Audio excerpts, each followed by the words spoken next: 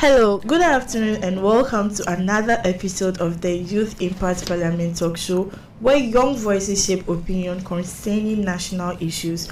On today's topic, we are transmitting live from the studios of Stone City 90.7 FM, and a very good afternoon to you, our cherished listeners who are tuning in today for today's discussion.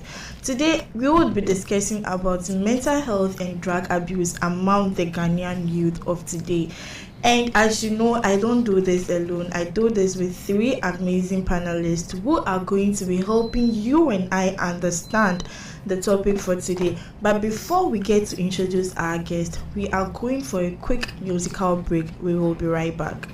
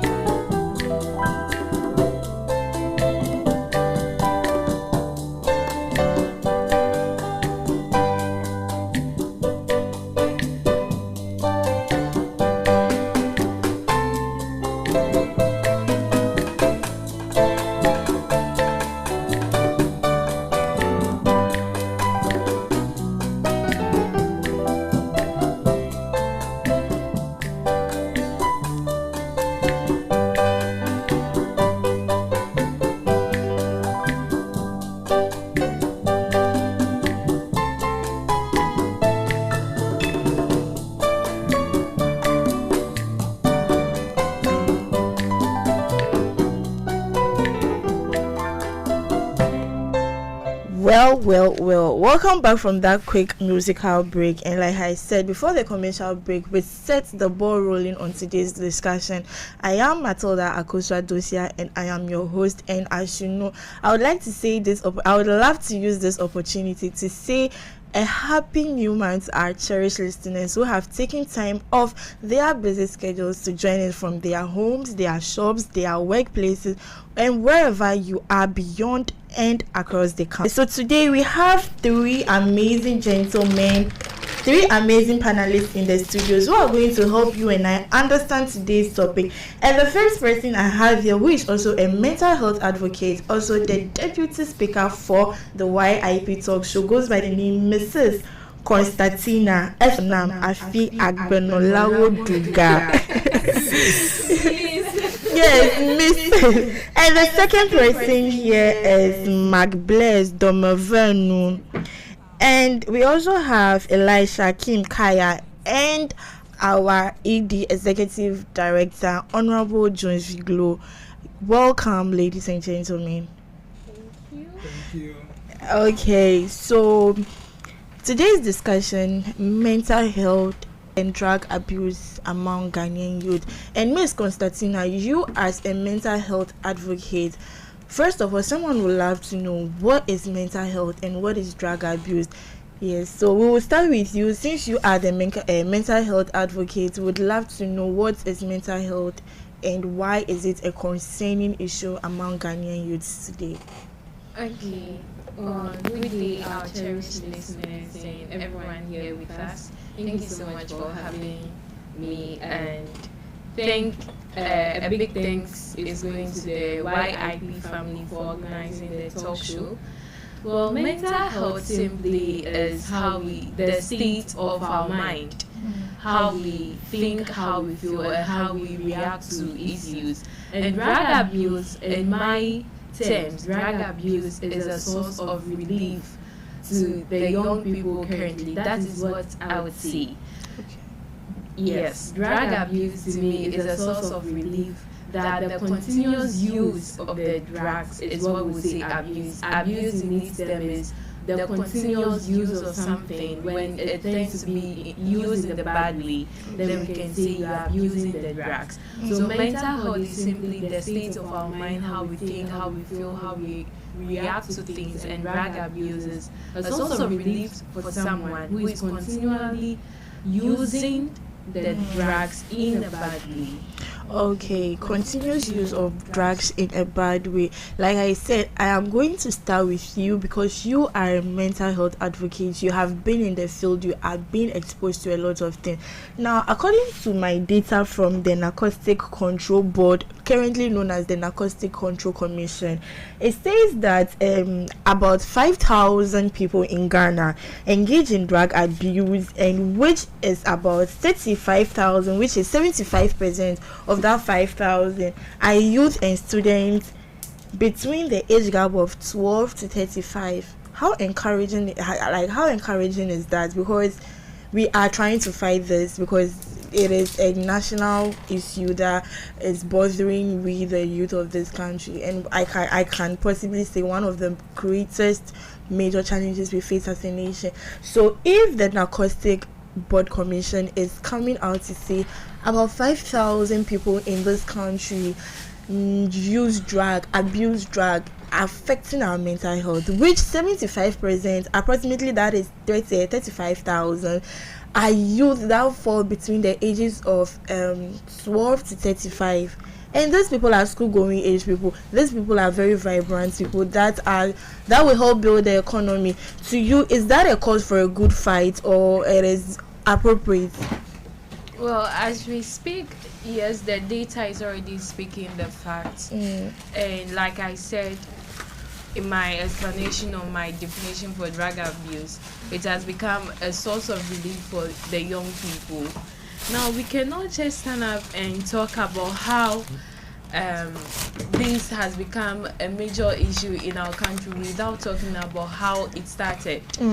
We know our young people resort to that because it has become something they can use to calm down. Okay. It has become something to take away the pain they feel. It has become something that can calm their mind. So if we are talking about that large data set, that large number of young people between the ages of 12 to 35 abusing drugs, why is that so? What can we do to prevent these things? I believe we have the acts, the laws, the policies that are in place to take all place, but implementation in Ghana lacks critically. We are not seeing the implementation, the resources, even in terms of funds, the rehabilitation centers that, yes, we realize that this number of people are abusing drugs. What can we do to curb this issue? We cannot just continue saying, oh yes, at the end of 2025, this is a percentage of young people abusing drugs, without asking ourselves what exactly is happening. I think a year or years back, we saw the rapid use of red in the community. Exactly. And all of our people were just accusing the young people, what at all is wrong with them? You are abusing drugs for what? But not for once did anyone sit down to ask, what may be the problem? Why are they abusing drugs? Are we listening to them? What may be the cause of it? Okay. They treat these people as criminals. I mean, they find you abusing drugs and straight up you are arrested and the system that is supposed to protect us is rather accusing us or judging us. So yes, the data is clear. It's for us to be guided, but for us to curb all these issues, we first have to ask the great or the deep questions that why is this happening? What is wrong with our youth? Okay, what is wrong with our youth? And that brings me to another important question some of our cherished listeners would want to ask, in you especially. And but before we get to that question, Mr. McBlaze, welcome. Thank you very much. You're looking kind of very official today, Slick, by the way. Thank you very much. Okay, so drug abuse and mental health among Ghanaian youth, one of the most concerning national debates. Like what our mental health advocates just said, Ms. Constantina just said. She said drug abuse or substance abuse forms as a survival mechanism for the youth of today. Would you side with what she is saying, or you would think it's because of peer pressure?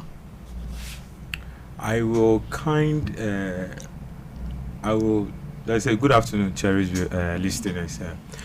I will want some way side with it in a sense that when you look at the growing youths these days, they don't find the time to explore their knowledge as to maybe getting some craft, involving themselves in the moving speed of technology to get something on their hands to do, but rather sits down looking for comfort, which makes them think. And some of them, that is the only relief for them. They feel like when they take the drugs, they are kind of high, they forget about their worries. But they also forget that after the drug, its usage is okay in their body, they come back into their normal senses. So some of them kind of see it as a point of relief for them, because they think as at that time, as they are thinking, the drug will like make them forget about their worries. Okay, so thank you very much. You also said we heard that the substance and drug abuse serves as a survival mechanism for the youth of today. That brings us to one important question we face as Ghanaians. We tend to treat mental health issues as a spiritual attack or spiritual. We attribute that particular issues with what spirituality, and we don't end up finding the right resources for you. If you had been given the chance to advocate more on that, would you help these people go in for faith healers and the traditional healers rather than seeking medical advice or going to the hospital to treat that mental health issue? Because Ghanaians, should I say, we believe in superstition and we believe in spiritual things as much as other African countries would do. But this is something that has been bothering us a lot. It's a problem of the brain, it's a problem of the mindset, like how Ms. Constantina just said. And we tend to treat it as a spiritual problem. Are we on the right course or we are on the wrong course? Okay. Well, I would say we are still on track here, but it's said in a way that so yes, the balance is also what matters. We are Christians, we are Muslims, we are traditionalists, we belong to different faiths or beliefs, we practice different religious beliefs. But yeah, when you fall sick, when you're physically sick, the first point of contact is the hospital. So when you are mentally ill, when something is bothering you, the first point should also be the hospital. In the hospital terms, here in the mental health world, it's either therapy, you seek professional help, you speak to a psychologist. So that is it. You seek that help first before you move on to seeking God or spirituality. Okay. So in my words again, You see, because of where we are, I mean, you tell someone, I am feeling depressed, I am anxious, they tell you, did you pray? How many times do you pray in a day? How often do you talk to God? Do you have God? Meanwhile, deep down, we are all human. We have flesh, we have skin, we feel things. So yeah, in as much as we are Christians or we practice different faith, we should know that the flesh or the skin also needs to have that human nature. We shouldn't just say spiritualize everything that, oh, you see some people when it happens like this, well, let me say it this way, when someone goes mad or insane, they take the person to prayer camps. Meanwhile, we have the professionals there to diagnose the person, whether to maybe it's something medical, but because of how maybe the generations are, we put it like it's spiritual, so let's treat it that way. So yeah, we are on track here, but we are a little down. We have our flaws. We have our flaws. Very well said. Mr. Jones, this question I would want to direct to you because you are more politically inclined than any of us seated here today. And this is about the policies versus reality in our mental health sectors. And according to the Narcotic Control Commissions Act 2020, and under that act, we have the Act 1019 that treats drug abuse as a health issue rather than a criminal one. What challenges do we foresee in operationalizing this, particularly regarding access to rehabilitations for marginalized population? Well, thank you very much. And just a little greetings to our cherished listeners. Okay. The issue of drug abuse and then containing the people who have been victimized by this is something I don't say it's ending now, but we have the collective responsibility of ending it. And with respect to rehabilitation, a number of these people might be mentally affected, but others are taking advantage of the situation. You know, when you go into these rehabilitation centers, they take care of you, your bills. It's government that has to take care of all these things, especially when your relatives cannot be found. For the people who are actually affected by this, they need to be taken through some therapy sessions to change the mind, because some of these issues starts from pressure from the mind, academic pressure, peer pressure, for the fact that you're not getting job, depression, and then all those, and they turn out to go for there. The first thing that needs to be done is first the change of the mind, and that is why we need therapists. We don't have a lot of therapists in Ghana. I know people go to Care University and they do psychology to become therapists, but very few institutions hire professional counselors and therapists.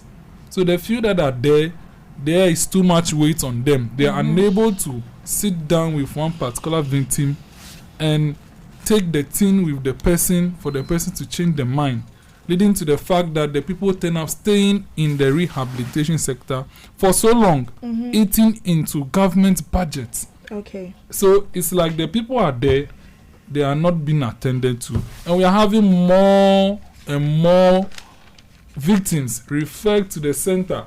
The capacity of the center is getting high. So I think the first thing that we have to do is we need more professionals over there so that we can reduce the number of affected victims due to drug abuse over there. And then we can take it up. Governments can always make more allocations, but we need more professionals over there to handle them so that we can reduce the number of people at the rehabilitation center and also increase education. Because some of them is because they don't have the information. And the way they even get into this particular thing is just sad. But I think it's a different topic for another day. So let's do it one by one. Reduce the number of people over there, increase the number of professionals, and I'm sure the rehabilitation sector will be more enticing for more people to support. Very well said, Mr. Jones. And how do you suggest sustainability and funding for mental health services in Ghana? In a sense, considering that the mental health fund has faced significant non-implementation of government funds since the 2013.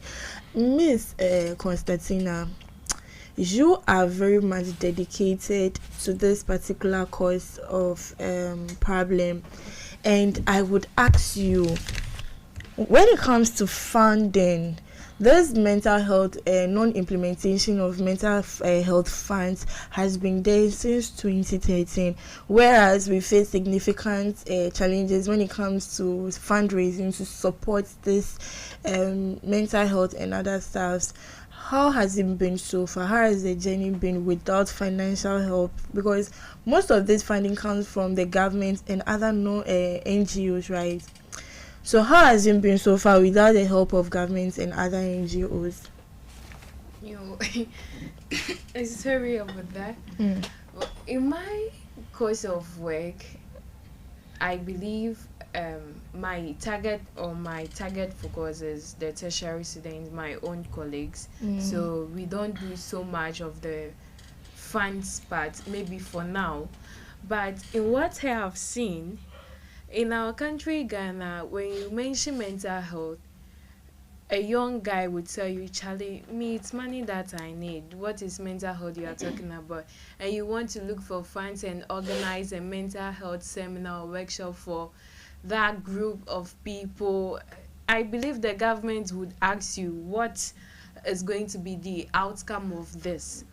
I mean, if you are putting in something, you would want to have a positive outcome.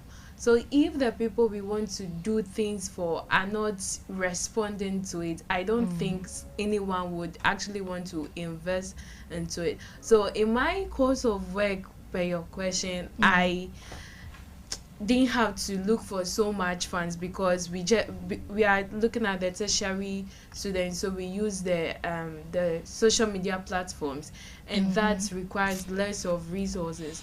So, yeah.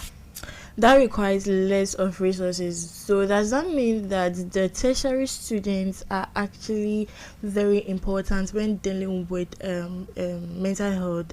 Are you not trying to be biased because the age range starts from 12? Right, okay. to 35, and here lies the case. Most of the people in the tertiary ranges from the ages between 17, some go as low as 15 to 35, and we even exceed 35.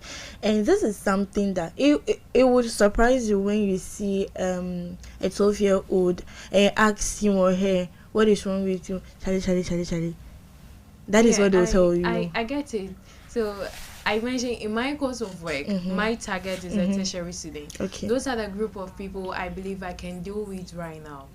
I am also a student here. I wouldn't want to engage myself with a group that I cannot be able to handle right now. I believe you get me. Yeah. So if my target focus is people that I interact with each and every day, people I learn with, people that we stay in class together, and I'm able to listen to them attentively and offer the little support or help, that way we all can come together, put ourselves well together, and then enter into the various communities.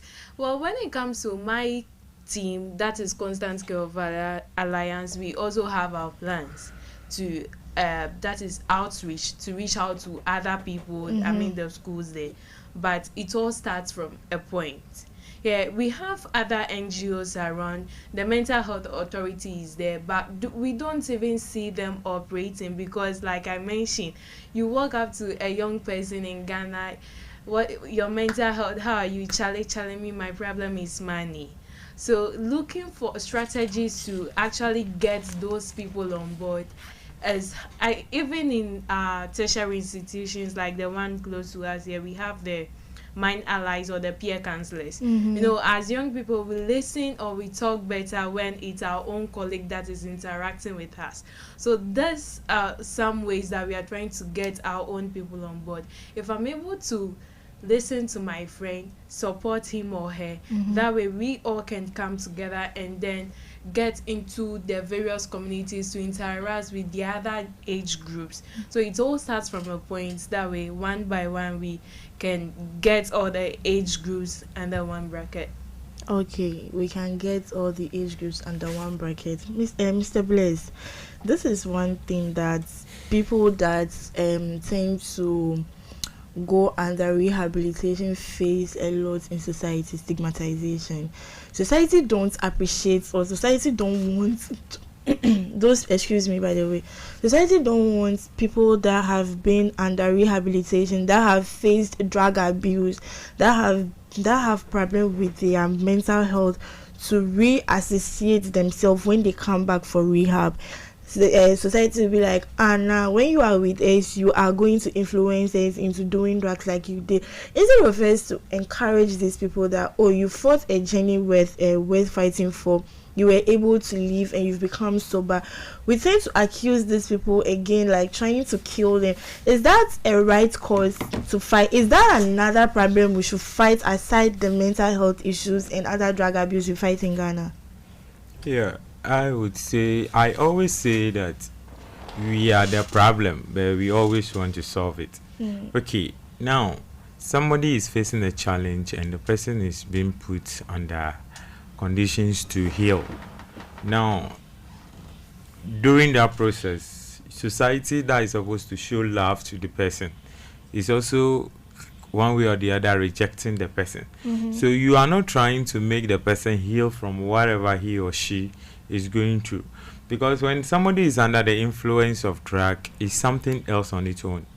Even when you take a look at a normal human being who is feeling headache, sometimes the person feels like to take all the pills, if it's 10, 12, like feels like to take all so that he or she will be okay. So look at the situation that somebody is going to drug abuse. For you to show love to the person, you are now rejecting the person. So you are even making the person go into the drug use and abuse very more than he or she have done first. Sometimes when we show love and compassion to these people, it makes them feel at home. And let me say, it makes them feel at home and they feel like, no, society still loves me. So why should I be in this again? What then comes to mind? I think that was somewhere last year. My organization, Lions International, they did a drug use campaign in Accra. There was one of these man that met this do I say mad person on the street, but the way the guy looks, you know that it's because of drugs. He looks somehow, not per se those who are really mad like that, but you see it's because of drugs. But he went close to the guy, embraced the guy, like hugged the guy, though the guy was looking filthy, hugged the guy, sat him down, they ate together, the two of them ate together. So he asked the guy to reach out to him. He gave him contacts to reach out, so the guy also tried to reach out. I think in about 2 weeks, that guy was coming back into being. Some of them, it's not really per se they have large problems on their necks. Some people is because of rejection of society. That is making them, or rejection of families. That is making them use drugs. So if the person is using the drugs and you, the family or the society, are still neglecting the person, because in general terms, when you take out of 100 people who abuse drug don't get love from society or the people around them. But we forget that the more we give love to these people, the more we care for them, it will make them feel like, oh no, you still care for them and still advise them to stop using or stop abusing the drug. It will make them feel at home, and in no time they can stop abusing the drug and be on the right path. So my advice to society is, a drug user or a drug abuser is not an outcast in the society. You should show them love. That is one way of their healing process. The more we show them love, the more they heal from their drug use and abuses. Thank you.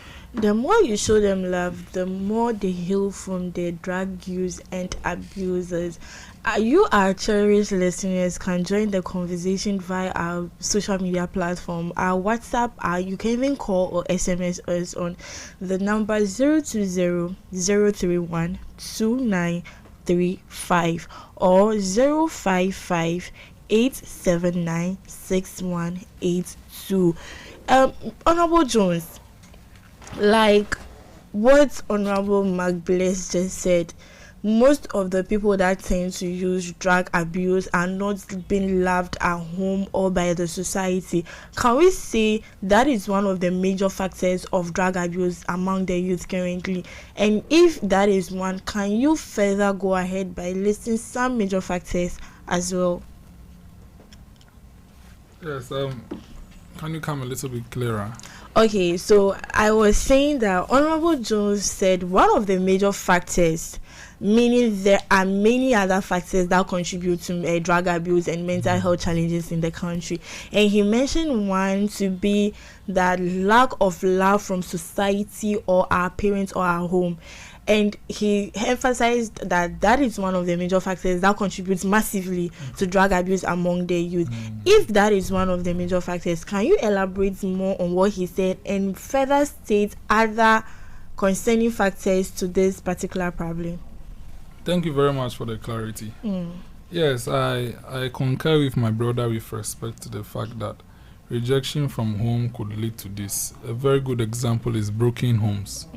When there is broken homes, the children are really neglected. And due to that, and when they are introduced to drugs, it turns out to be the only way of feeling calm and high. And that appears to be how they can rely on. And it's not a good thing to happen. So we call for parents to ensure that there are no broken homes. Another varying cause to drug abuse is academic pressure or peer pressure. When we say academic pressure, is with respect to the fact that you have the duty to pass, and if you don't get single grade, it's either you'll be seen as not that smart, or if your colleagues are that good and you're not hitting it up, there is some kind of pressure that you must pass. For instance, you are in a very good school like the one in Accra. Is it Presco or the name is not coming to me. Presec. You are in a school like Presec and all your colleagues are passing and then your grades are not good. There's an academic pressure on you to perform. Some of them turn up to resort to drugs in order to be able to learn for a very long time. And they tend to abuse it because they feel the more I take it, the more I will be able to learn more. And that tends to abuse it. Okay. And not to take the wind out of your sail, but can we say the Ghana education system syllabus is very demanding in this regard? Demanding in a sense that the syllabus is scheduled in a way that students don't have time to leave and other stuff. Like it is very packed, choke for the students. That tends to push other students into drugs and other stuff. As a matter of fact, the educational syllabus in Ghana is loaded, and when you ask them, they will tell you these are very important stuffs. You have to learn to do well in that particular field. A common JHS student is supposed to learn maths, not just maths, core maths. Okay, yes, JHS is just maths, English, social studies, integrated science. Then the constant electives, not you are Constantina. Constant electives, we have BDT, we have RME, we have what else? I'm even forgetting the courses. So just ICT. Exactly. And then you have 8 courses you have to learn for such a young mind. I would have preferred that at JHS, you just learn the 4 core subjects so that there can be more focus. There can be more focus. I understand the reason being made that the electives are meant to equip the students with some necessary skills. For instance, RME is to develop religious conscience. Okay. ICT is to equip them with the growing world of technology. BDT is to equip them with vocational skills. The cases being made. But come on, when they go to senior high, they can get specialties. And when they get to senior high, one of the course should be dropped. For English, you cannot drop it because if you drop it, their English will become terrible.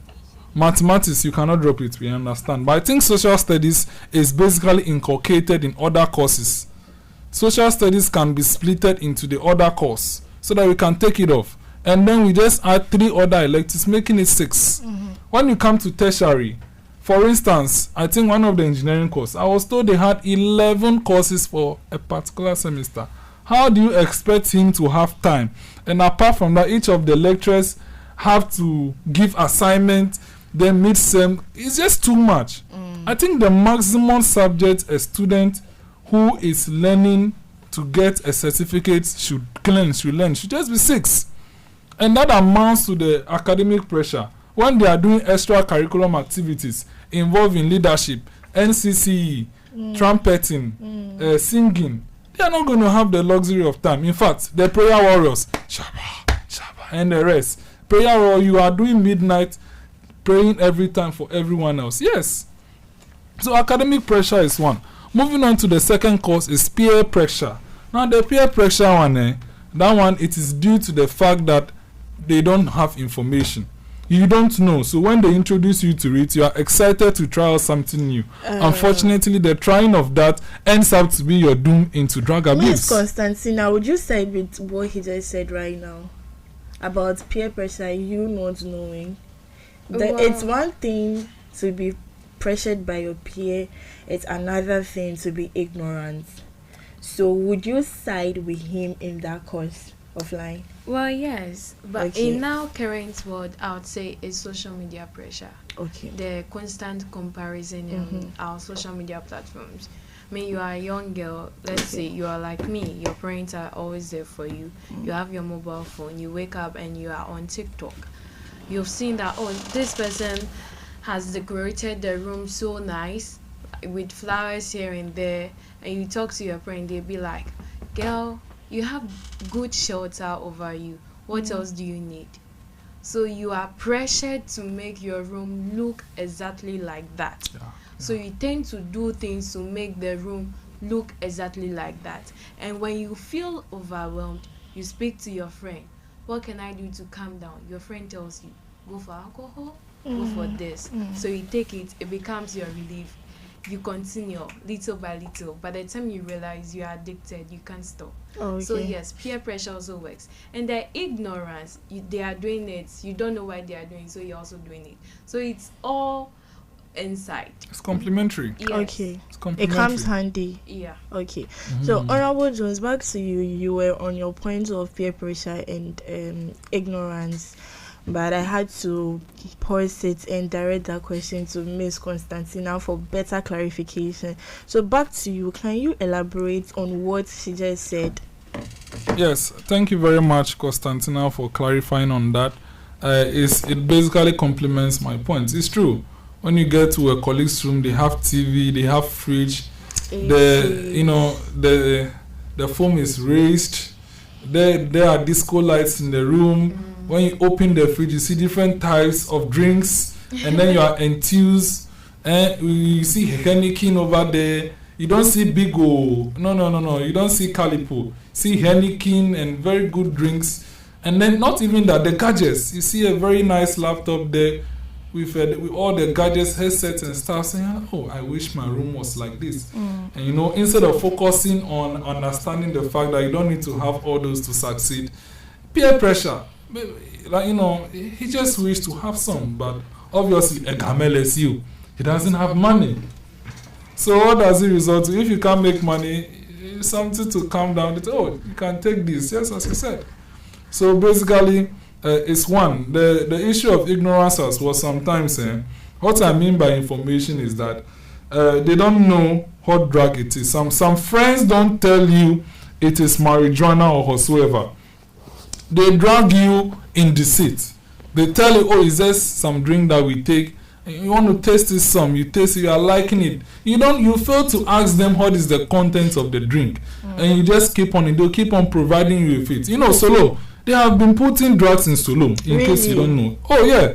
They have been drugging Solo. You don't know Solo. Are you talking about Zoba drink or Solo? Is it the same? Not Sobolo. So Solom is different from Sobolo. Yes, they usually drug Solom. The Solom is the one that comes with the millet, the maize. Yeah. Okay. Yes. So it's actually very different. Yes, it's different from Sobolo. Wow. And they have been dragging Solom. So if they drag it and you don't know, to you think you are taking Solom. After taking it becomes so high. And unfortunately, that person has failed to recognize that something is in the Solom. The next day he will come to his friend again. Oh, Solomon and Ode, Herman Ekonam, the Egalefima. Then you take it again. That is clearly being ignorant. Okay. And apart from that, he's not taking responsibility to seek for information to know what exactly is in it. We can see Mark Blair shaking his head on the points you just made. So let's get his opinion on why he is shaking his head. Mark Blair. Yeah, why are you shaking your head? Like, why I'm shaking my head? With the reason being that Honorable Jones was saying that the person took it today, came back the next day for it again. Okay, one. The question is, does it mean what you took doesn't have a bad effect on you? If it doesn't have a bad effect on you and you're going to take it again now, that is fine. But some of these drinks, let me say some of these drinks and these stuffs, the person who took it vividly know that there is something bad about it. Okay. But just because you want to fall within that circle of people, you also go for it again. With a sobolo like this, one reason I don't take sobolo outside of late, because you take a sobolo that is infused with drugs. Okay. Yes.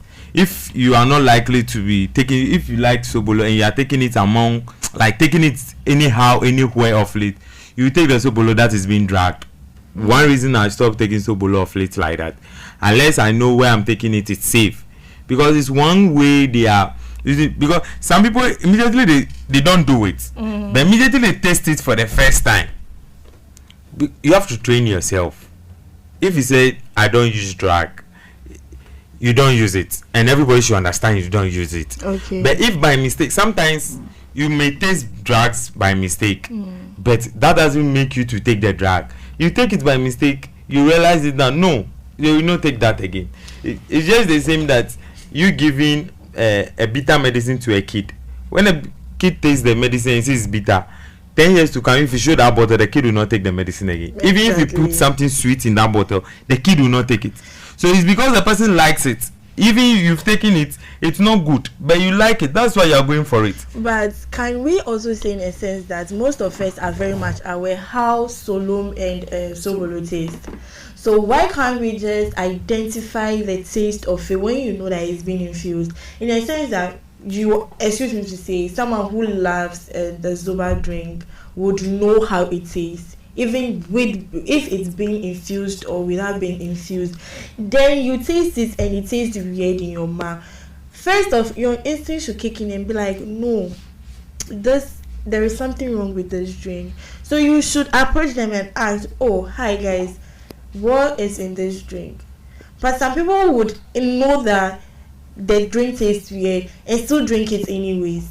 Okay, so just to build on what Mark Blaise just said right now, some people are very much aware that yes, the drink is being dragged or it has been infused and it's intoxicated, but the fact that they took it and gave them that kind of pleasure and feeling they want, they will still come back again. Yeah. You get it, Honorable Jones. Yes, thank you very much. So that is one. Continuing, the third point is cultural stigmatization. No, let me talk about digital pressure first before I go there. Okay. See, the digital pressure, someone is there, he likes how Jay-Z operates, and obviously he read that Jay-Z also drugs himself, and so you just want to be like Jay-Z, you know. So due to that, he has Jay-Z-ized himself, has started wearing like Jay-Z, dressing like Jay-Z, acting like Jay-Z, and obviously taking drugs. Obviously, you know, the type of drugs we have in Africa are not there. Their own is the white type. But since Jay-Z also takes drug, he exposes himself to drug. That is digital pressure. Wanting to be like Jay-Z, doing everything like Jay-Z. It also leads to that. Unfortunately for him, Jay-Z takes it controlled. It's a controlled way he takes it. But for you, you don't know. You just keep on taking it. You become addicted to it, and then you become abusing. You tend to abuse the drug, and it tends to have an effect to you. You lose your psychological consciousness and start acting like a mad person one by one. Small thing now, you think you are high, and you think you can stop a vehicle like Superman. It go hit you, it go walk on you. Yes, that is another thing that has become. But for this one, basically ignorance Is it ignorancy? It's not in the dictionary. Being ignorant actually complements to this, because you know very well the type of person you are trying to imitate, and you go ahead to do that. So that is it. The last point I have here is cultural stigmatization and spiritualization. When you go to some tribes, they drag their people based on spiritual beliefs. It is clearly in their practice. And if you refuse to drag yourself, you'll be seen as not continuing the practices of that particular culture. I don't have any example right now, but I'm aware that there are some tribes and cultural setups that they use drugs as part of their practices. And unfortunately, the few young people that they introduce those to do not have that capacity to control themselves. When they take it over there, it gives them a very nice feeling. They start looking for it, and then they start taking it, abusing it behind the cultural usage. Because obviously in that particular cultural setting, maybe they take it on only Tuesdays when they are coming to perform some rites, some rituals. But after taking it on Tuesday, Wednesday he's looking for it again because he enjoys the feeling it gives. Thursday, Friday, Monday, and clearly it tends to be an abuse. So this is another cause of this particular thing, and I think we have to take a very good look at it. Thank you. Thank you very much for that solid point you just made. And like I said, you are cherished listeners listening to us across Ghana and beyond, and even in the regional capitals of.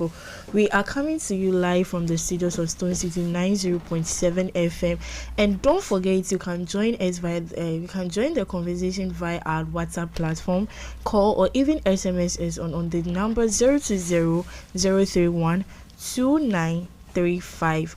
or 055-879-6182.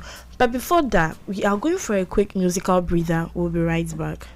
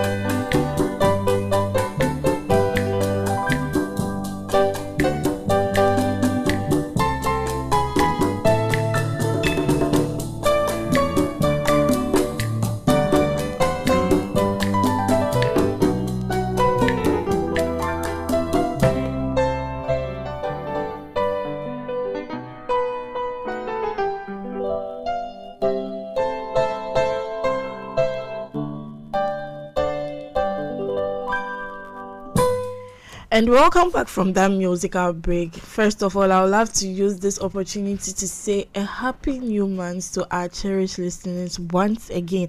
And this is Stone City 90.7 FM. My guests are not gone. They are still here with me in the studios, and we are encouraging you, our cherished listeners, to join the conversation via our WhatsApp, our platform, social medias, and you can also send your SMS or even call us on the number 020 031 2935 or 055 879 6182. Gentlemen, we only have one lady among them, so I might be biased or call all of you gentlemen. Miss Constantina, pardon me by the way. Mental health and drug abuse among Ghanaian youth. We've stated a lot of educative facts before the commercial break, and we are still on the issue where those youth used drugs as survival mechanism. You, the mental health advocate, elaborated more on it. Honorable Jones gave us major factors, but Honorable McBlaze here decides to differ on one particular point. Honorable McBlaze, let's come back to the frequent attributed spiritual issues that is being linked to mental health. Can we say not all mental health is a medical problem, but also spiritual problem? And how do we tackle that, not to make one facility feel overpowered? Because most of these mental health issues are being driven to prayer camps, faith healers, and churches rather than medical centers like the psychiatric yards. In an instance where we have the mental madness being a generational case, can the medical facility help that person? Or is it necessarily advisable that the person visits the mental health facility first rather than going to the spiritual healers for problems? Honorable Bless, come on this with us. Right? Thank you very much for that. I would say the mental health issues, more of them should be attributed to the psychiatrists or the hospital. Yes, with the reason being that, you see, when we take the word, we know we are bonded by spirituality. That is God. So you feel like laying all our problems to God at any time, which is supposed not to be so always. Sometimes these mental health issues, of which especially our mothers, that attributed to the spiritual terms, are not spirituality. If I should judge out of 100 of mental health issues, I would say 10% is for spirituality and 90 is for the hospital. Because if somebody is suffering from mental health issue, the first point of call should be the hospital. If the hospital or the psychiatry have done whatever is supposed to be done and it's still not getting the desired result, I think that is when you should refer it to the prayer camps or churches or whatever. Because right now, if somebody is suffering from mental health issue and straight you take the person to the prayer camps or whatever, though God heals, but there are some procedures that physically have to be taken for the person to be okay. Because some of these people that abuse drugs, some of them, you'll be surprised, not even going to hospital. You can take them, talk to them, show them love. Maybe you can meet some of these people. Maybe invite them, sit with them. Maybe you can have talks with them. What are their challenges? Why are they into this? Some will confide in you, tell you what their problems are. You may have a lasting solution for them. Feed them very well. Make them eat. Make them clean themselves. They should look neat. Some of them, as they confine you, they told you their problem. Maybe you give them some solutions. Some of them don't even need to go to the hospital. They are fine. Because with what is bothering the person, that the person is taking the drugs, and you have now find a lasting solution to the person.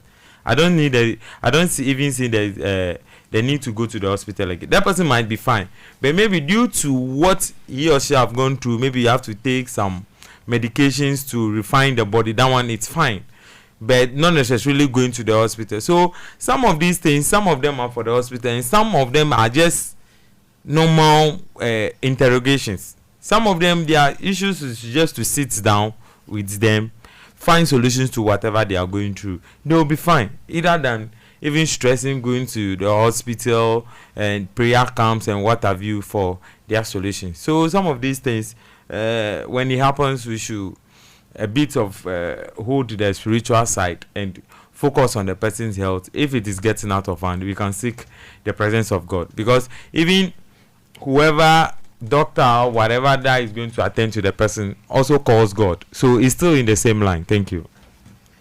Okay, I think I would like to just add up to what Magda said. So for me, I still stand by the hospital and then our religious beliefs or our spirituality work together to make us better.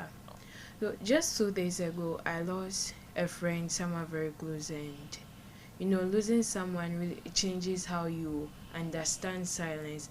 It makes you realize that several people, even those of us who smile, show up daily, try to stay on track and be better, we all have things we hide. And I kept saying is that everything, I mean, we as young people or people growing up, everything starts from the house. Just like we say, charity begins from the house. Everything we see around, it all starts from the house, the upbringing. So if a young person doesn't feel safe at home to speak to the parents, that person will sort out different things. If in the house, you do not talk to the child. You go to church Sunday, you expect the child to pray, do blah. Meanwhile, deep down, the child really wants to speak with you. You want the child to go to church, be in your presence where God is and speak. Whilst the actual problem is home. Do we think that will work? We are the problems, yet we are looking up to God. That is why when you fall sick, you go to the hospital first. You don't go to church, you pray before you come to the hospital. We are not saying put God down, go to the hospital and come. You can do all at the same time. I mean, praying to God doesn't require you to shout so loud for someone to hear that you're asking God prayers. You can be with the therapist and still be saying just some few sentences in head. I believe it's all about the faith and then the belief you have that, yes, God will do it for me. And if you believe that he will do it for you and you are still resorting to the physical help, that will also work. So as we are talking about mental health, drug abuse, I think the main call to action should go to our parents. They should provide a safe space for us, the young people, to feel safe and talk to them. And among us, the young people, we say betrayal. My friend has betrayed me. But we believe that our family is blood. They can never betray us. So if our own family is betraying us, who do we resort to? So everything should start from the house. Our parents should provide that space. Then when we leave the house, we go to school, we go to church, and the school is supposed to focus on your academic excellence. And thankfully, our government, we are trying to bring this guidance and counseling to the basic institution schools too. And that is so great, because if the academic pressure is coming in, just like Mr. Jones explained to us, the guidance and counseling office is there for you to go and talk. Then they can help you deduce some strategies that can help you actually study. Just like he mentioned about the syllabus and all, I believe right from the young age, we should be able to develop our interests or find our interests. Again, that is where our families, our parents come in. They need to help us find our interests. I mean, even at some, they tell you to do this, do that. If you happen to be the only girl child like me, you morning to evening, yeah, like by the time at 6 p.m. you feel like, oh my goodness, I'm tired. Then they ask you, what at all have you done? These are some of the phrases we say that we, the young ones, we are like, oh. I mean, a young girl says, I think I'm sad. Then he asks her, what at all are you going through? Your dad is providing everything for you. Your mom is doing this for you, and you're sad. So we tend to forget about the emotional needs of the young people. It's not always about money sometimes. Yes, we agree that the financial stress is also one problem. The unemployment, someone who is actively ready, willing to work, searching for the job but is not getting. that unemployment tends to be a problem. The family expectations. I mean, you just graduated from school.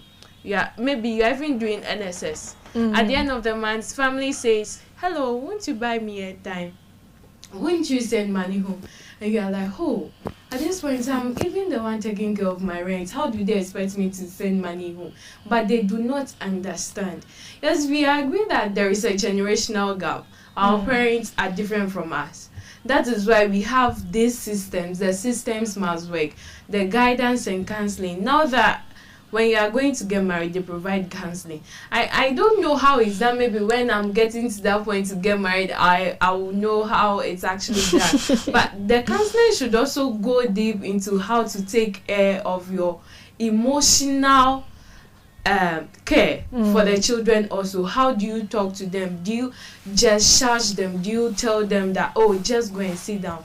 I from the start, I said mental health in our nation, or from my course of work, my interactions, it has always been the guys suffering the most. And when I don't think I've ever met, well, I do see, sorry to say, the insane people, the mad people. I've seen some ladies before, but the number of people we see around, most of them are guys. Most of them are men.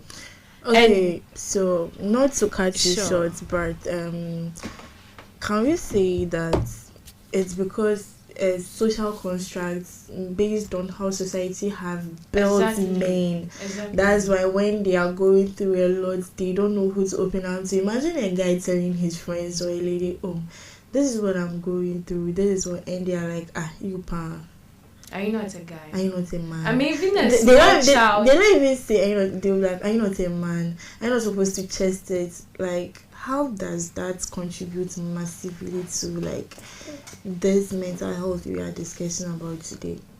Well, just this morning, I was saying mental health as we speak is no more just a trending topic that we all would say, oh, everyone is talking about mental health, so I should also talk about it. It has become part of who we are now, whether we like it or not. It has become a daily something that we need to talk about. Just like you were saying, even a young child, as old maybe 3 years, is crying. Then the mother tells him, you're a man, men don't cry. Little by little, it keeps piling up in his head. I am a man, I need to face it all together. So when that child grows up, he learns that silence is what makes me a man. Hiding my emotions or my fears is what makes me a man. And that is what is destroying us. So again, starting from the homes, our parents need to understand that mental health doesn't care whether you're a man or a lady. It will just hit you, boom. And it grows slowly. It doesn't just, I mean, those who we see committing suicide, they do not just stand up one day and say, oh, I'm coming to end my life. It's something that they have been thinking about, but no one saw it. No one noticed that, oh, this guy was going through something. No one realized that, oh, this guy may be going through something. That is why from time to time we actually have to check in on each other. So yeah, if our men, I mean, among themselves, they need to be each other's keeper. Not be like, oh, we are all guys. I know you two are going through something. You are going through something, so let's all face it all together. How about you all create a space, a safe space that maybe Sundays we don't do so much. So Sunday, let's just all come around. Let's come together, sit around a table, maybe with some small chops or just water and talk.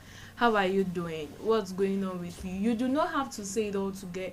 You do not have to say it all out. For maybe you want to hide some parts. But slowly, when that space is safe for you enough to talk, it will get to the point where you all talk about something, and at that very moment, someone will raise up and be like, yeah, I can support you, I can do this. So I think these are some of the things the men or all of us need to maybe look into and then try implementing, because little by little, yeah, we'll be fine. Little by little, we will be fine.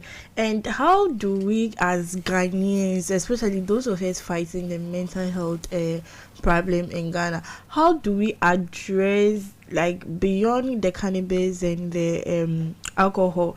How do we address the rising abuse prescription opioids like tramadol and codeine cough syrup among the youth? Because you said this youth go into the... I learned this medication, the codeine and the tramadol, is you get them via prescription. But these youth are so smart in a way, they forge prescriptions themselves, go get that medication. Because for me, for someone with high intensity pain, like high pain tolerance, I don't settle for normal painkillers.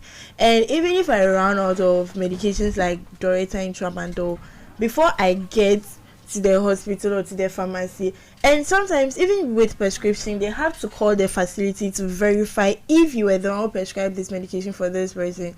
And it has gotten to the point that they are aware that she comes here to buy Doretta and tramadol for her pain. But sometimes when I call and I'm like, I don't have my prescription here, they're like, we can't give you the drugs, ma'am. We are very much aware that you are the type of person that gets this drug, but today you've come in without your prescription. There is no way we would sell these drugs to you.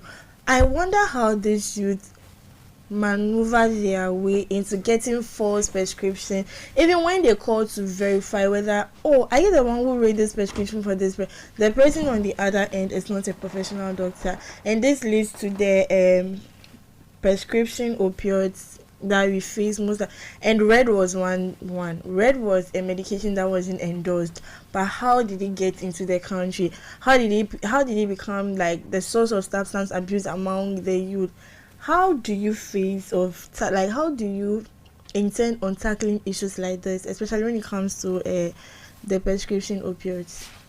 Well, on my side of work, I don't do so much of the drug abuse, but from what I've read and what I've heard, well, when the doctor or the pharmacist becomes your friend, he will give it to you, give you a little advice. Tomorrow you will come again, you will tell him or her, I'll change, you will come again.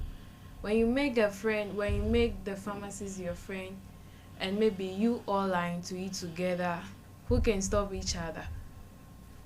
Like I said earlier on, the drugs have become more like a source for them. And when we get them, we tend to criminalize them. We tend to make them look like criminals instead of us pausing. So it's basically our systems.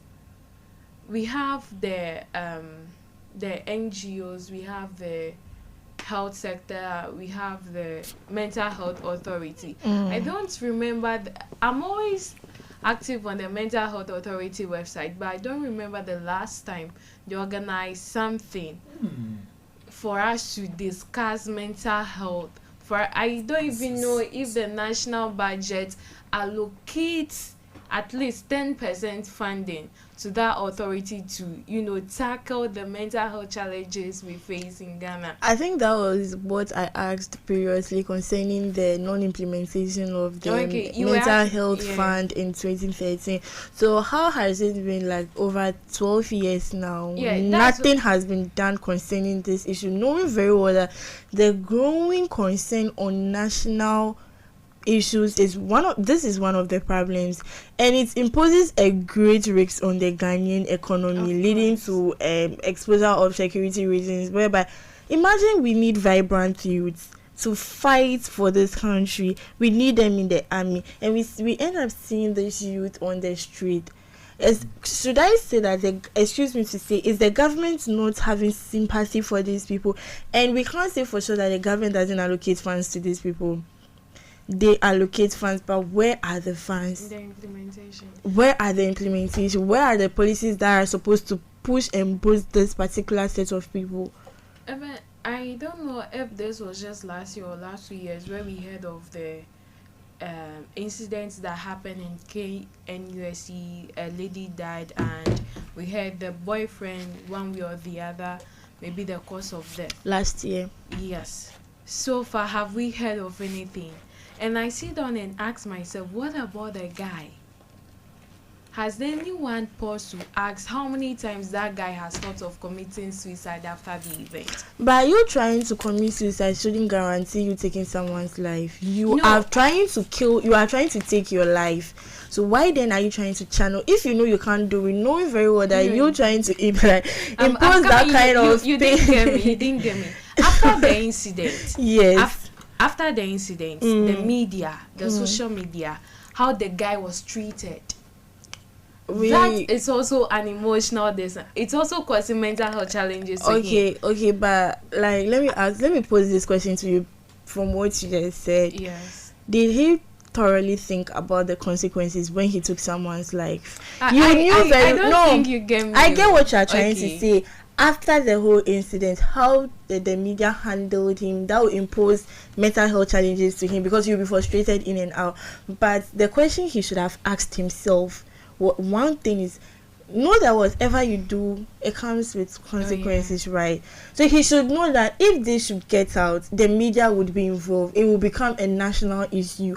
So first of all, you shouldn't have even done it.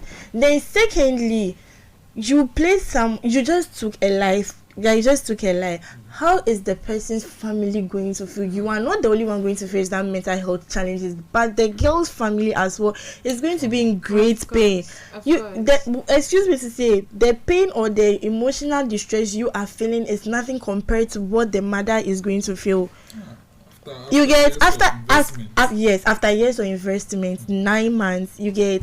I get it. So I am not even trying to justify that part. In other sense, you would sound like you are trying to justify what he did. I think someone who really understands this will not see it that way. Okay. You see, a life has been taken away, and our focus right now is to prevent it from happening again.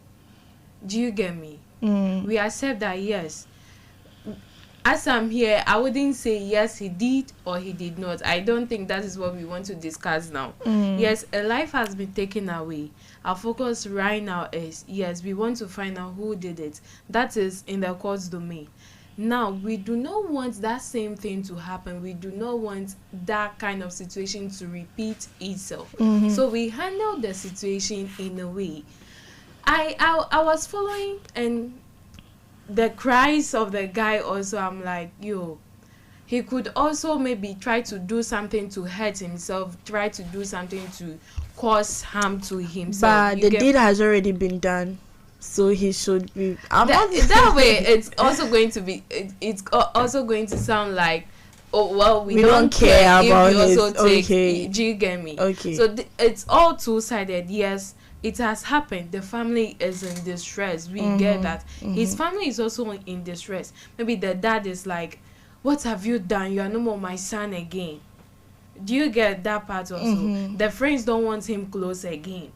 The friends of friends are also like, you people, he's your friend. Do not come close to us. Okay. So it becomes like a cycle. Chain, a cycle. So we really need to also look at how we treat these people. So that takes it back to the question I posed to you, Mark Blaise, about how society treats this type of people.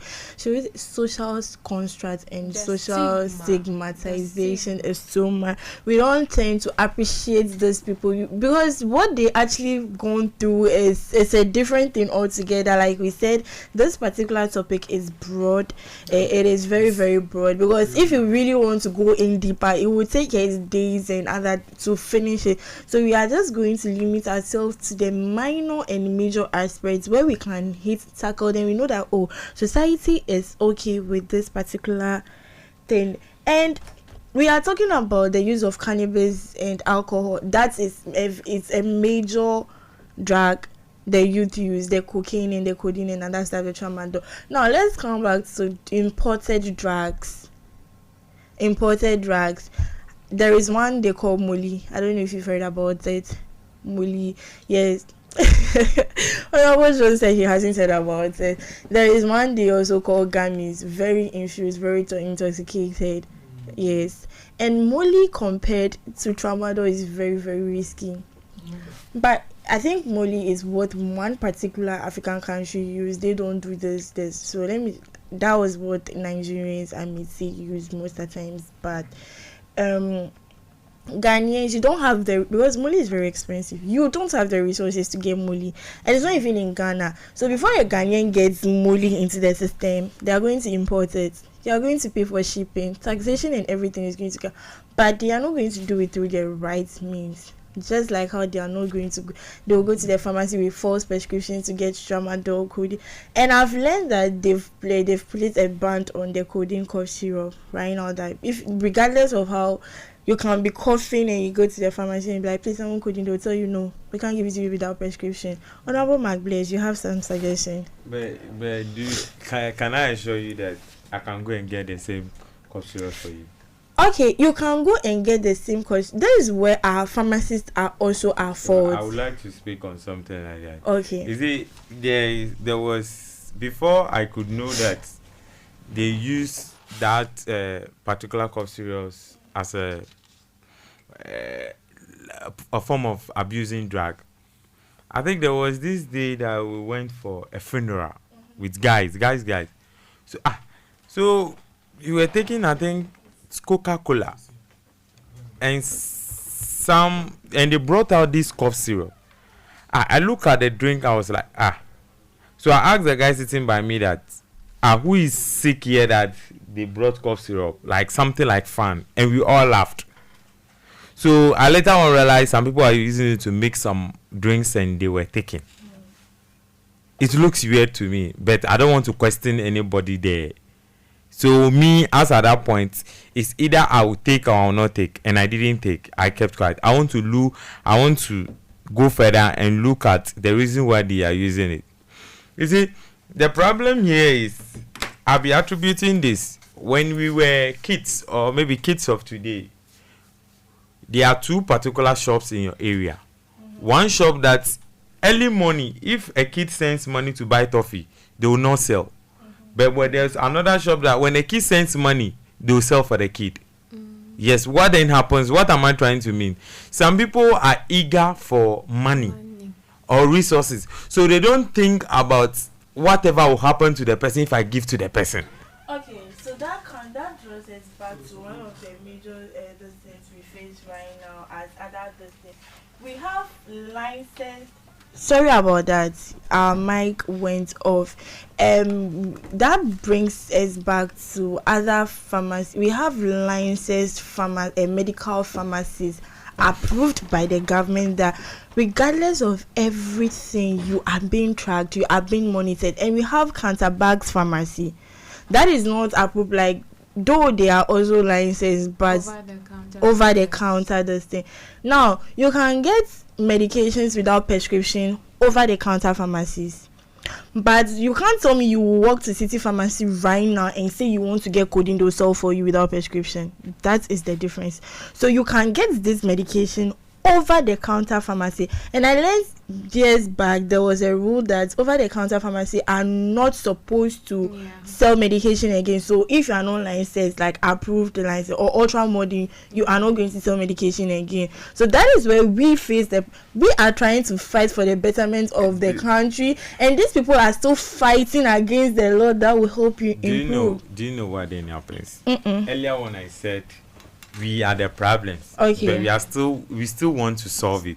You see what you are saying here right now, that the city pharmacy, sorry, let me know your city pharmacy. You are using such a pharmacy as an example, that when you go there without a prescription to buy that kind of drug, they will not sell it for you. Exactly. But do you know there may be somebody in that type of pharmacy that may take, let's say, bribe or something and still sell it to someone? And when they get you, they'll revoke your license. It's very fact. That's why you wouldn't want to put 6 years of your hard work at the risk of someone's pleasure. You get, you are licensed. You are a licensed pharmaceutical person. You are a licensed pharmaceutical doctor.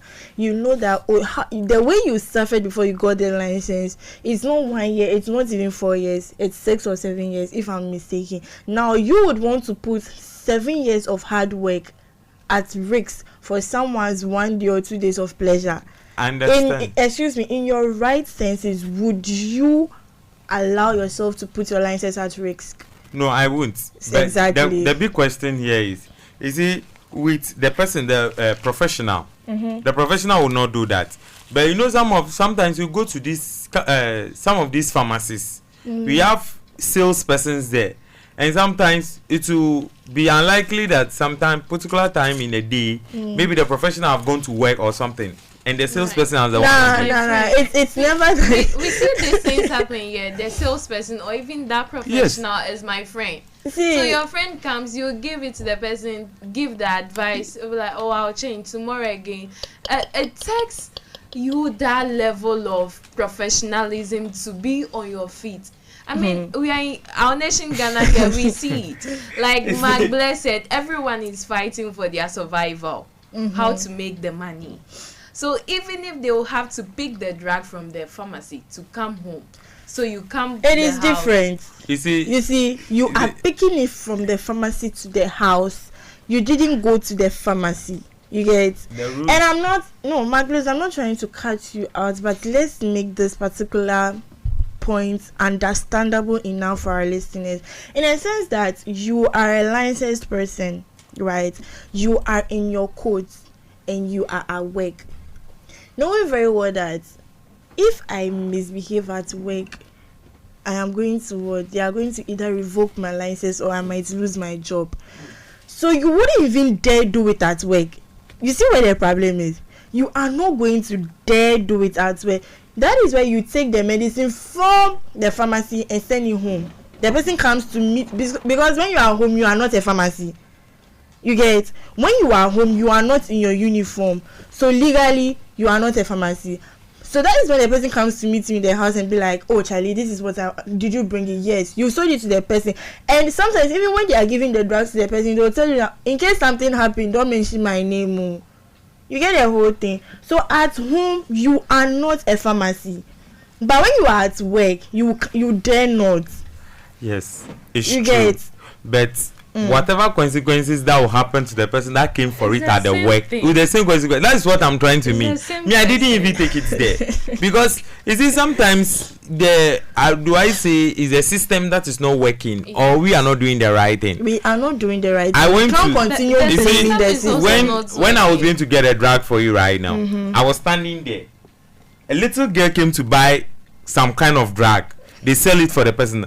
The girl was going. I watched the girl. Then I was like, it doesn't concern me. Let me keep quiet. But that drug, the drug that the girl came to buy, I was expecting the salesperson to question the girl, or even tell her, I will not sell it for you, or I don't have that drug. Your mother. Or whoever sent you should go and bring the. Yeah, but it is not fine. You see, if you are sending the kids, I could attest to the fact that you got it behind the counter, right? Pharmacy. Yeah. That is what I'm telling you. Like, with excuse me to say, I'll continue using that particular pharmacy. With a pharmacy like City Pharmacy, they will question you.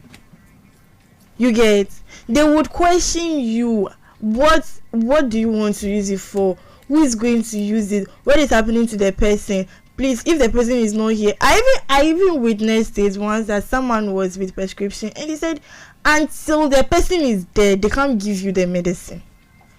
And I'm like, so in my head, I'm like, even with prescription, these people are very conscious of what they do. Because drugs right now, you don't know who you are handing the drugs over to. You don't know what the person might go and use it for. And this is one of the major factors that contributes massively on this particular topic. Aside the cannabis and then the alcohol, let's even drop that.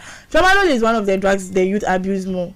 And you see these young boys that they are taking tramadol. What are you using it for? If I go hide, then I can survive the day. Even about this drug thing, I remember when I was in JHS, it was inter-school sports, and you had to attain a certain weight to be able to be selected to play the ball. And you see the boys, they'll be like, buy me this one, F, and they are mixing it with lime. I'm like, F. That's the name of the drug. It will make you reduce weight. So when you are on the scale, you attain that medium of the standard weight to be selected to play the game. So it all starts from there. As young as 12, 13, 14, you are using drugs to gain the standard weight to be selected to play ball. Like, we are so, which were desperate for some things that no matter what to do, whether my parents say yes or no, and that is at the parents even checking what is it doing. Exactly. Your child comes to tell you, I've been selected to play ball. You'll be like, oh, congratulations. How did you go about it? You don't care. You are just happy. My child is bringing money home. My child is doing this. Do we pause and ask our children how, where, like? All right. Ladies and gentlemen, we are now having one of our guests join us in the studio by the name Kim. Mr. Kim, Elisha, Yes, welcome. Thank you so much. Thank you so much. Our listeners are angry. Oh, Yes, I you know. kept us waiting. yeah, I understand. Okay. So I would like to use the opportunity to apologize to all listeners and even you as Okay. our host Sure. for coming late. It's something that was beyond my let's say jurisdiction. Okay. That's why I actually came late. So I apologize for that. But listening to the conversation that's going on, or the reason why we are here, I think our youths are actually nowadays, when you look at things that are happening in the society, you can see young people on the streets struggling with a whole lot of mental conditions, which sometimes when you look at it, you see there's no future, but then we won't lose hope because of some people, I will say, they are negligence, some too, they don't know.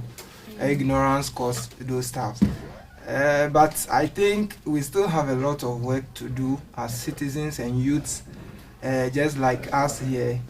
For instance, the NCCE, which is a government agency in Ghana responsible for promoting civic education and national unity. I think all these things can form part of their work, but it's been a while that we heard from them.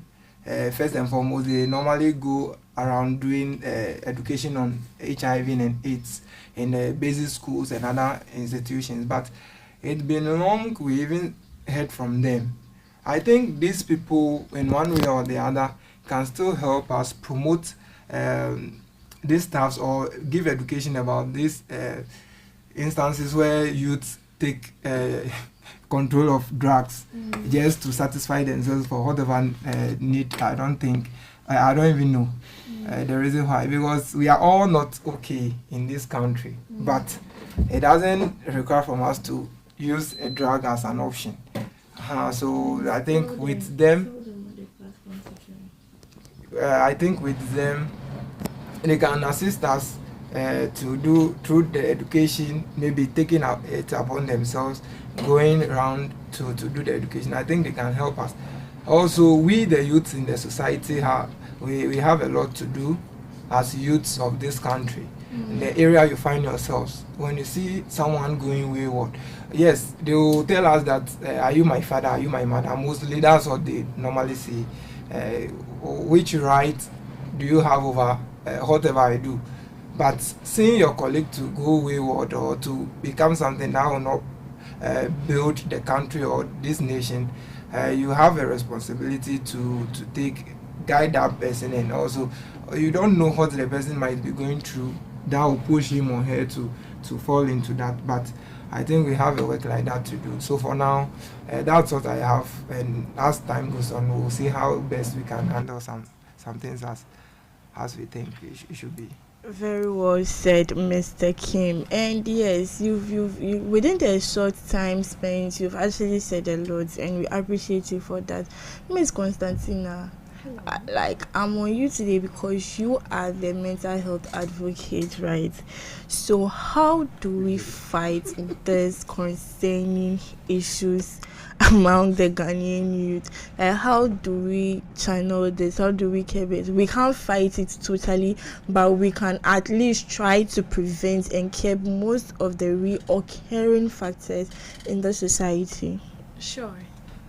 Well, just like Mr. Kim said, we the youth too, we understand one way or the other we're all figuring something out. But it doesn't mean we should resort to some of these things. So if the system is not working for us, let us build the systems that would work for us. If the system currently, as we are seeing, is not being supportive enough, let us create our own inner circles, be each other watch keepers, encourage one another, be each other's supporters. And like I said, it all starts from the home, the house, our parents. You listen without judgment. Your child walks up to you, even as a graduate. You do not expect your children right after school to come and be giving you 1,000 cedis a month. I would say, you gave birth to us. Yes, we appreciate you for bringing us into this world. But no matter the level in which we find ourselves, you are always going to be our parents. I mean, you have your parents, your mom and your dad. You cannot go and call somebody else's mom your biological mother. So our parents should be our listeners, no matter what. And then our churches, our communities, especially where the major stigmatization, the criticism starts, they should be our support guide. Maybe the assembly members. For my community, I did not see this happening. I've not watched or heard of it, but I think the assembly members also have a lot to do because they are close to we, the citizens in the community. So as much as organizing a little, maybe a talk for the young people or the youth in the various communities, talk to them, invite the practitioners, the therapists, the psychologists to come around, talk to them about how important their mental well-being is, that it's as important as their physical health. I think at that point, the young people feel supported, like, oh yes, my community actually supports me, and they are not just telling me that, oh, there are jobs available. They are also telling me that if the job I am searching for, I am not getting, or if I get it and it comes with pressure, at least you should take care of your mental health because it is your biggest priority. So it starts with us ourselves. If the system is not working for us, let us build the ones that will work for us. Let us make sure that it does not happen again. And our parents listen to us without judgment, our communities, our churches, and our schools also. I believe the schools are doing the best they can because their main goal is to provide academic excellence, and they went ahead to provide guidance and counseling also. That is very great of them, and we appreciate everyone for the little they do. Yeah. We appreciate everyone for the little they do. Honorable Magbless. But before that, we are activating our phone lines once again, so you, our cherished listeners, could join in the conversation on the number 020-031-2935 or 055-879-6128. I'll take the numbers again. 020 31 pardon 0200 31 2935 or 0240 66 0208. Honorable Magbless. Oh, okay. So I would like to speak to some two things that were discussed earlier. That is with it our, I don't know how our system is designed, but earlier on we spoke about implementation of rules and other stuff. Because some of these drugs, we will see that maybe they are not locally made, they are from somewhere. So where did they pass into our enclaves? Where did they pass? That is the big question. With the tramadol that we're talking about, like you could get tramadol as low in a shop that you would not expect to get tramadol, but they are selling it. I've seen instances like that. You see shops that you don't expect that they sell tramadol. There are provision shops that are in common just in areas are selling tramadol to the youth. Where did these drugs pass to reach those places that they are selling? That is one big question we should ask. Because the youths end up using this as an opportunity. It's like the drug is close to them, so the rate of abusing it is very high. If the rules are very clear on these things, we regularize how these drugs are being sold or are being given out to vendors and stuff.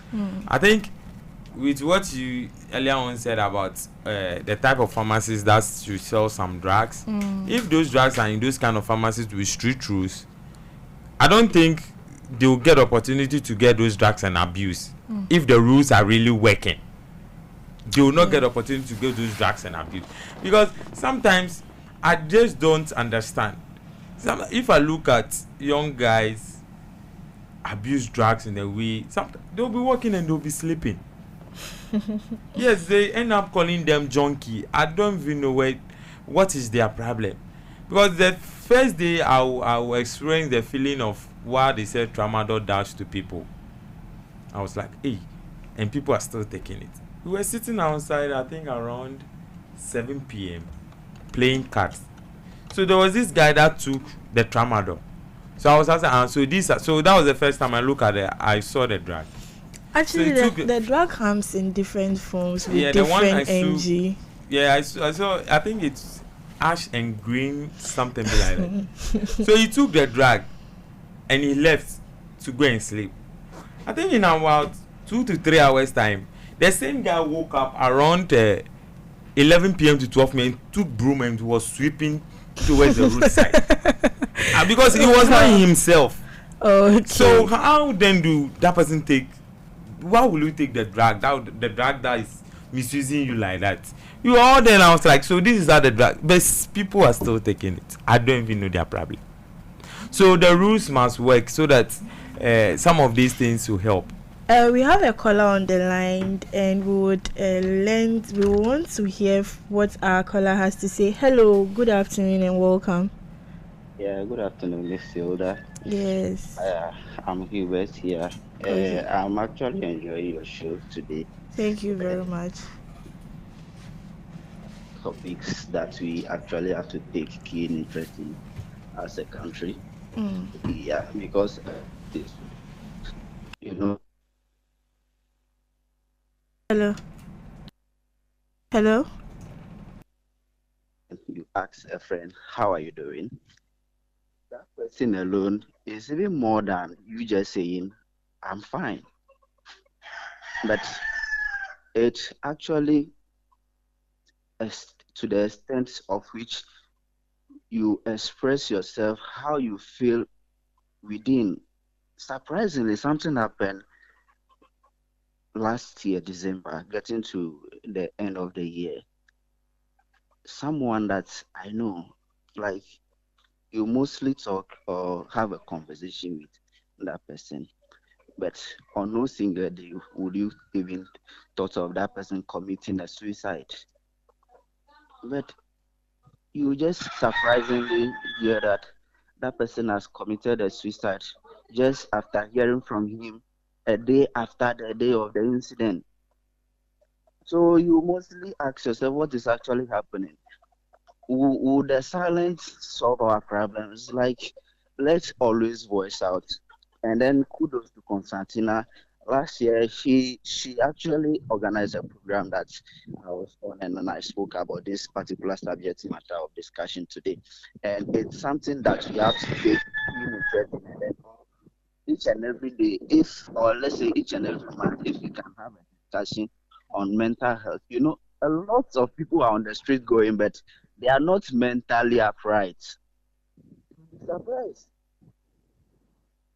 Just that the person is not naked on the street doesn't mean the person is okay.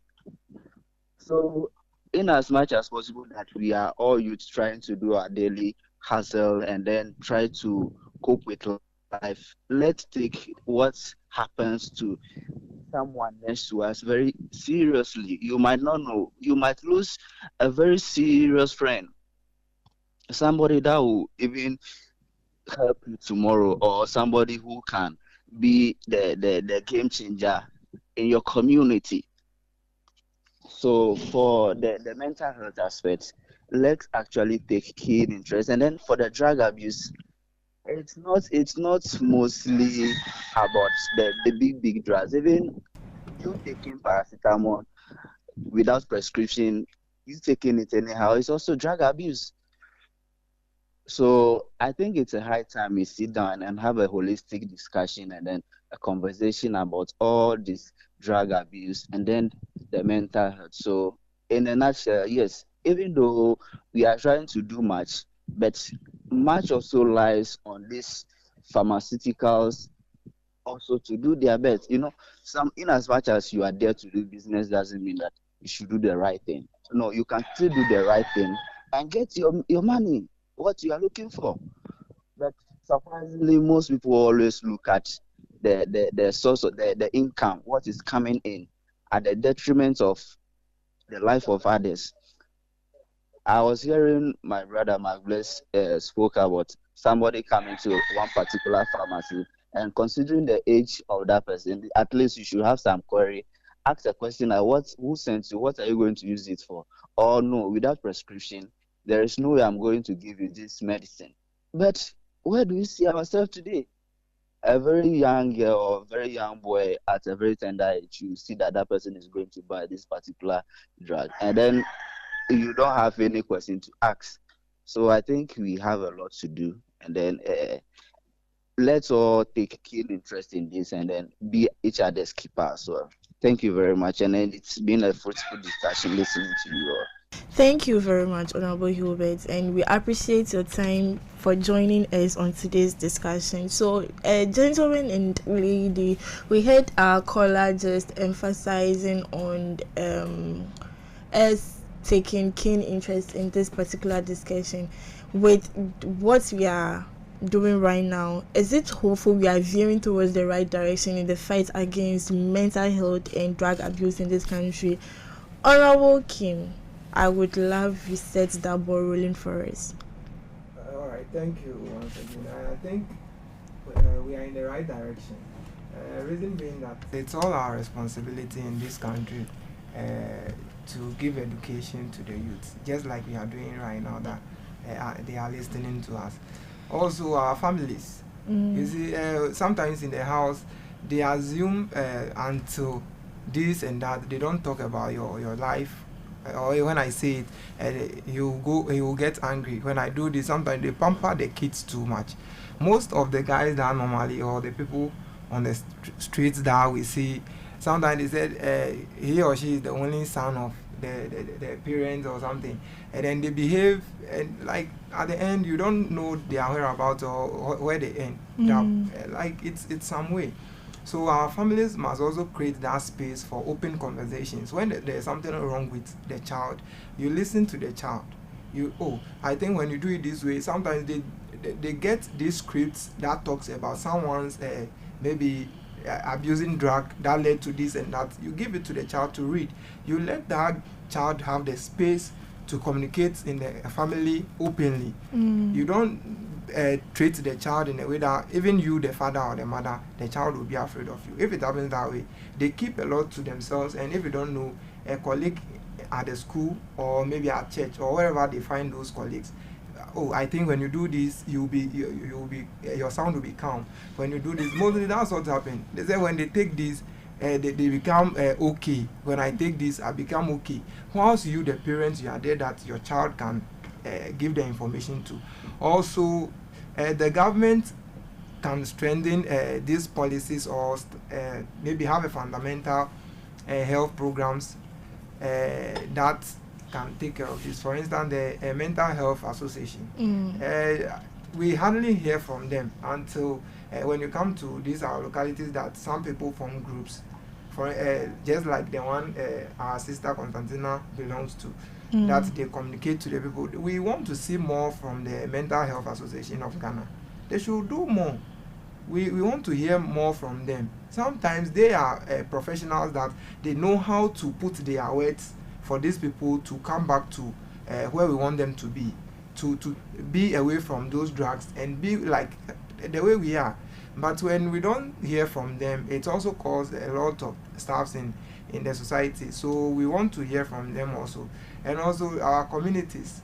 We have to initiate local supports and also reduce stigma. Sometimes this person is taking weed, this person is drinking this medicine, so you don't go near to that person. No, It's not done anywhere. Rather, we should bring those people close to us, and we guide them, we educate them. It's something that I think our society must champion as it stands now, for us to reduce those stuff in this, because sometimes the people feel like I've been left out. I have nobody. Then they choose the other way around, which costs the society a lot of stuff as it stands now. So from me, that's what I have. Okay, thank you very much, Mr. Honorable Blaze. Your last words before we wrap up today's segment. Oh, I think we had a fruitful discussion. We touched on the basis very well. And my few words is to the youth. There's no problem that they are going through that nobody have gone through it before. So they should kind of speak out their problem to the next trusted person they have. Get a solution either than abusing the drug will not wipe their problems away. Yes, so they should get keen interest on that. And also our guides, our medical practitioners, our mental health advocates, our psychiatrists also, if they have the opportunities, they should try to educate us more on the use of drugs and its effect. And society as well, drug users are not outcast in the society. They are still part of us. So we should give them that love and care. And also organizations and structures that campaign on mental health. I think my organization is by Lions International. I think me is for mental health and awareness.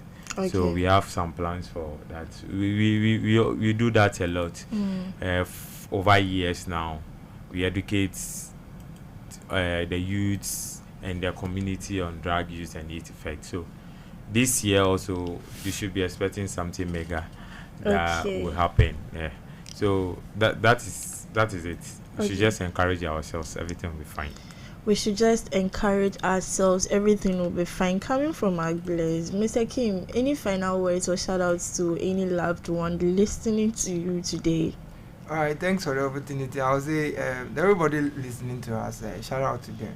I don't have any maybe like special person. Everybody is special.